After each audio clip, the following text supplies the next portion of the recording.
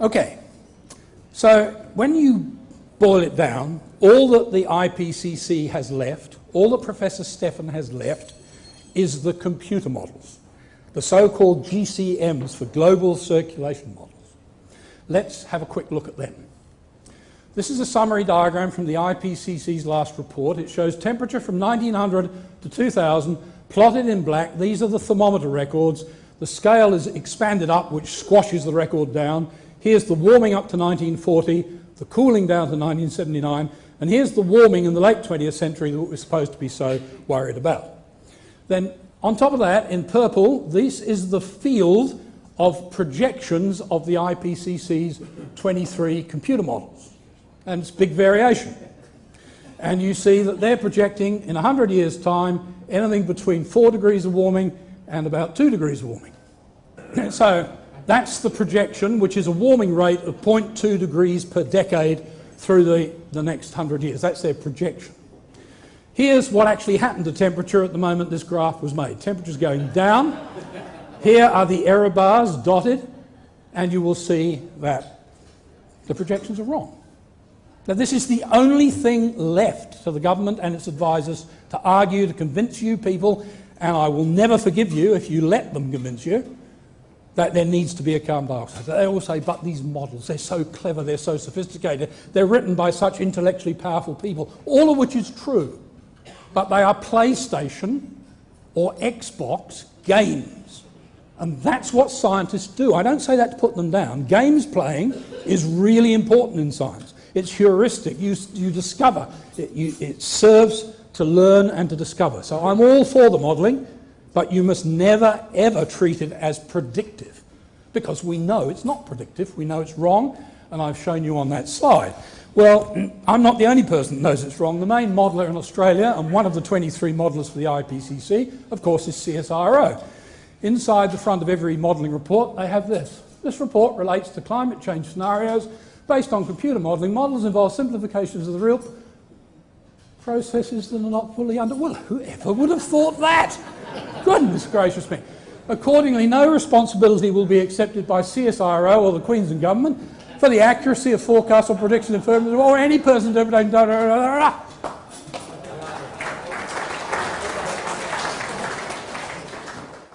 There's another sort of models, and they're called statistical models. This is a 60-year cycle, but like the 1,000-year one, it's probably driven by solar fluctuation. Whatever it's driven by, it's there. So if you fit this mathematical curve, a simple sine curve in fact, through the data, at this point you can project the curve on, which is what has been done. And what you see is, the projection is that we'll be cooling for the next 2 to 3 decades. So whereas the GCMs are known to be wrong, and note again, this is not Bob Carter's opinion, this is demonstrated in the scientific literature. They are wrong. We equally know that these statistical models, at least insofar as they've been tested, because this one was first run at about this point in 1998, and it said temperature is going to go down, and it did.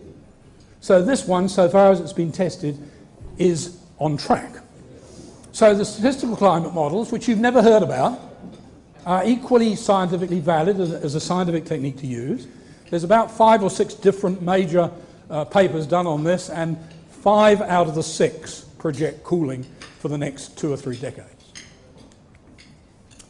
Well, I think you'll agree that what I've said, lots of you not only had a suspicion that this was going on, but you know almost as much about it as I do. But for a lot of you, this is coming as a bit of a surprise, and now's the real question.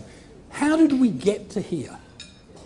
Because we are in an incredible situation where we've got a policy, global warming policy, which has helped to topple one Prime Minister, John Howard, helped to elect another, Kevin Rudd, has toppled 2 successive leaders of the opposition, Brendan Nelson and Malcolm Turnbull. So 2 Prime Ministers, 3 opposition leaders, and another Prime Minister struggling to survive at the moment, is the current tally of scalps.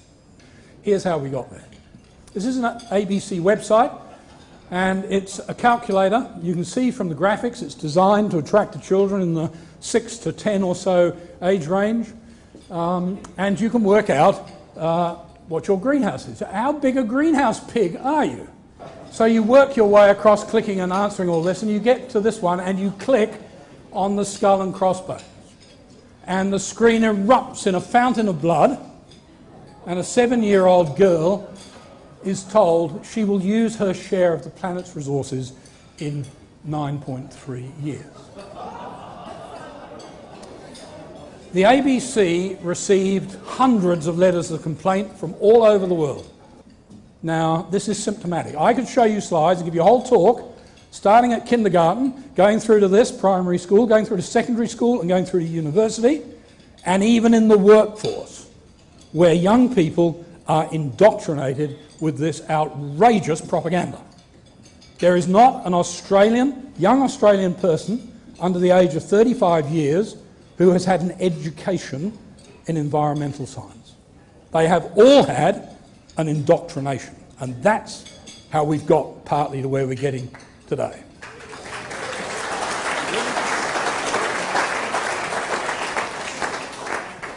Here's the second part.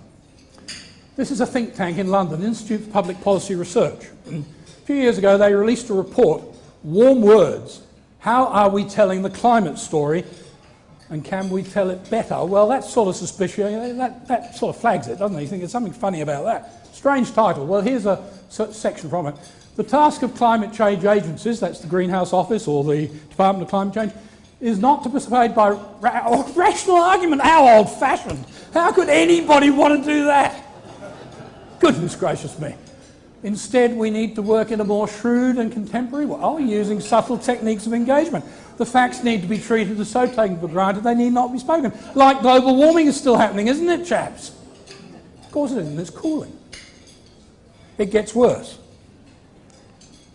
Ultimately, positive climate behaviours, that's the problem with you lot. You need to shake yourselves up and you need to get some positive climate behaviour.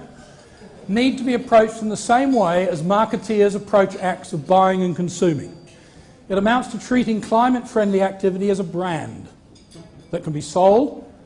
This is, we believe, the route to mass behaviour change. I seem to remember some people using words like that in the 20th century. Remember that? That's why we're at where we're at today. Who cares? Just a little tin pot London think tank, and in this context I can say it's left-wing too, so who on earth would listen to them? Well, the answer is the people that were listening to them were Prime Minister Tony Blair and his spinmeister Alistair Campbell. And this describes exactly the policy that Tony Blair ruthlessly followed for the last 6 years of his prime ministership.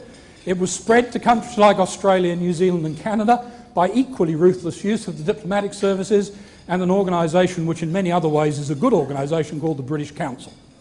But Britain has used every diplomatic tool at its disposal to try and spread this worldwide. So I said the last part of my talk will be, where do we go from here? Surely, what can we do? We need to do something constructive. It's no good just being against the government in this case, or against the bad science.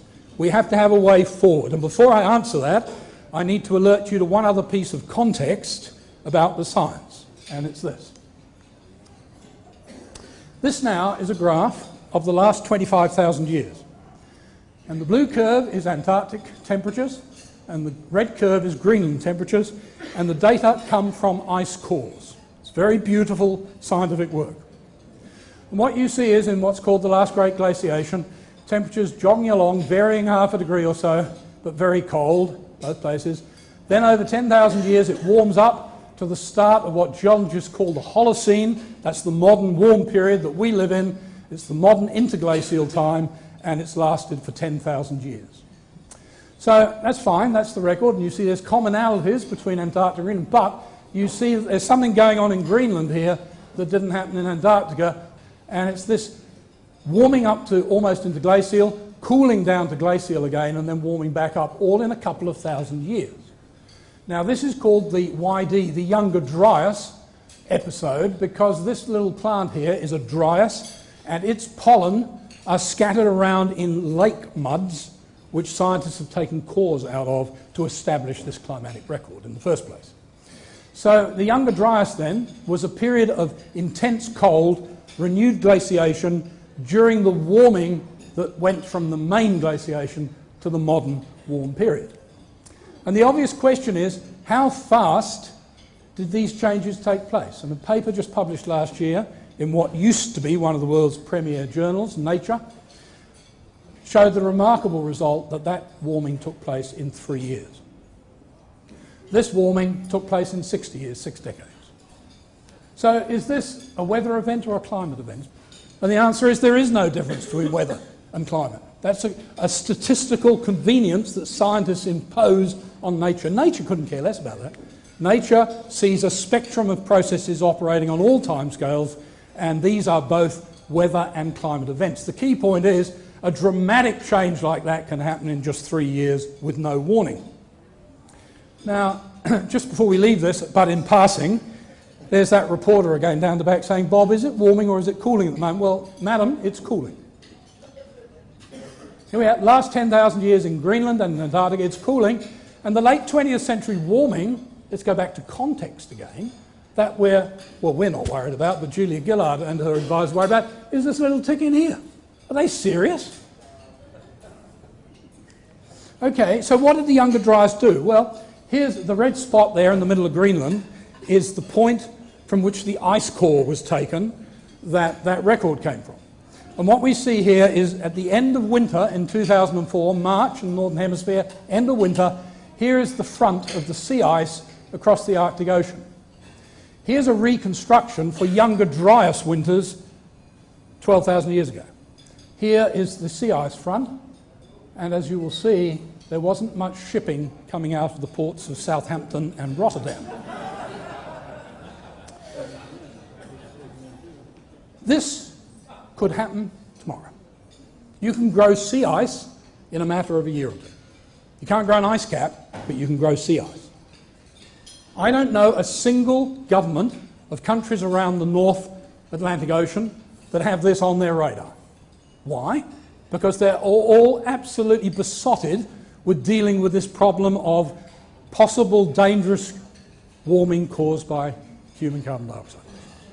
It's absolutely astonishing, this neglect of the true climatic risk. And that's one of the real dangers of this fad about global warming, is that it's making politicians completely ignore the much bigger real risks of natural environmental change. They all say, but these models, they're so clever, they're so sophisticated, they're written by such intellectually powerful people, all of which is true. But they are PlayStation or Xbox games. And that's what scientists do. I don't say that to put them down. Games playing is really important in science. It's heuristic. You discover. It's CC's last report. It shows temperature from 1900 to 2000, plotted in black. These are the thermometer records. The scale is expanded up, which squashes the record down. Here's the warming up to 1940, the cooling down to 1979, and here's the warming in the late 20th century that we're supposed to be so worried about. Then, on top of that, in purple, this is the field. Here's what actually happened to temperature at the moment this graph was made. Temperature's going down. Here are the error bars dotted, and you will see that the projections are wrong. Now, this is the only thing left to the government and its advisors to argue, to convince you people, and I will never forgive you if you let them convince you, that there needs to be a carbon.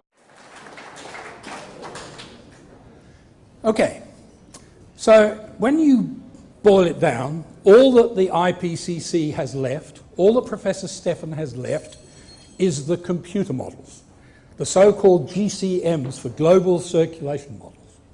Let's have a quick look at them. This is a summary diagram from the IPCC of projections of the IPCC's 23 computer models, and it's big variation. And you see that they're projecting in 100 years' time anything between 4 degrees of warming and about 2 degrees of warming. So that's the projection, which is a warming rate of 0.2 degrees per decade through the next 100 years. That's their projection.